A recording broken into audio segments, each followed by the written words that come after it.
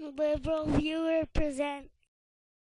So, a lot of silly issues come up in U.S. presidential campaigns, but I was pleased to see Chris Matthews raise an issue crucial to the qualifications of a president at last week's Republican candidates debate questioning Mitt Romney here. If you were President of the United States, would you need to go to Congress to get authorization to take military action against Iran's nuclear facilities?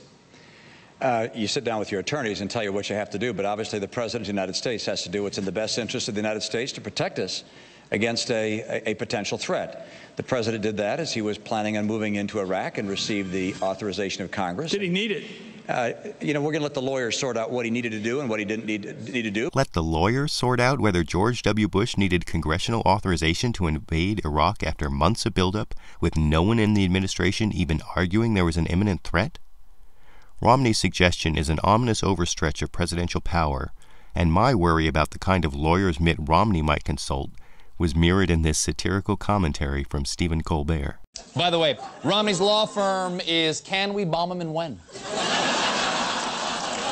So I think we know what would happen. Now, given that the U.S. Constitution explicitly gives the power to declare war to the U.S. Congress, I would have thought the other Republican candidates would have been all over Mitt Romney for claiming he needs to check with lawyers to figure out if the president needs the approval of Congress before committing an act of war with no imminent threat. But it was just Ron Paul, representing what's left of the libertarian streak in the Republican Party, who was the only one to point out, this idea of going and talking to attorneys totally baffles me. Why don't we just open up the Constitution and read it? You're not allowed to go to war without a declaration of war. I guess that's why Ron Paul's so popular on YouTube. And what makes Ron Paul's immediate response look even better is the response Rudy Giuliani came up with after thinking about it until the next day, when he was interviewed by the editorial board at Fox News, as Fox News reported here. I can't imagine John F. Kennedy during the Cuban Missile Crisis saying, I will check with my lawyers. The American people are looking for leadership. This isn't a time to check with lawyers. Now, not only did Giuliani fail to fault Romney for being overly aggressive about the presidential power to commit an act of war, but Giuliani actually revealed his own lack of knowledge about President Kennedy's leadership during the Cuban Missile Crisis. I remember reading this seminal work from the 1970s contrasting the successful decision-making during the Cuban Missile Crisis with failures of presidential leadership like Kennedy's Bay of Pigs fiasco.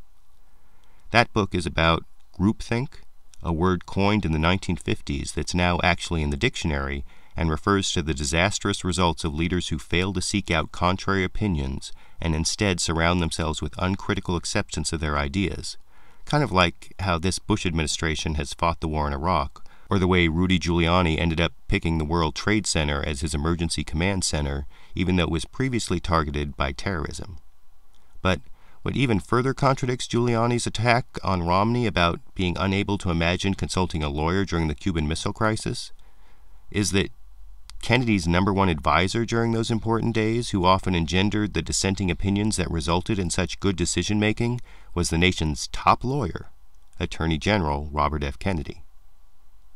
Which all leads me to ask, which is worse in a potential U.S. president, Rudy Giuliani's misunderstanding of presidential history or Mitt Romney's misunderstanding of presidential power? And looking at the clips from all three men, what did this discussion teach us about the leadership qualities of Rudy Giuliani, Mitt Romney, and Ron Paul? YouTube, you decide.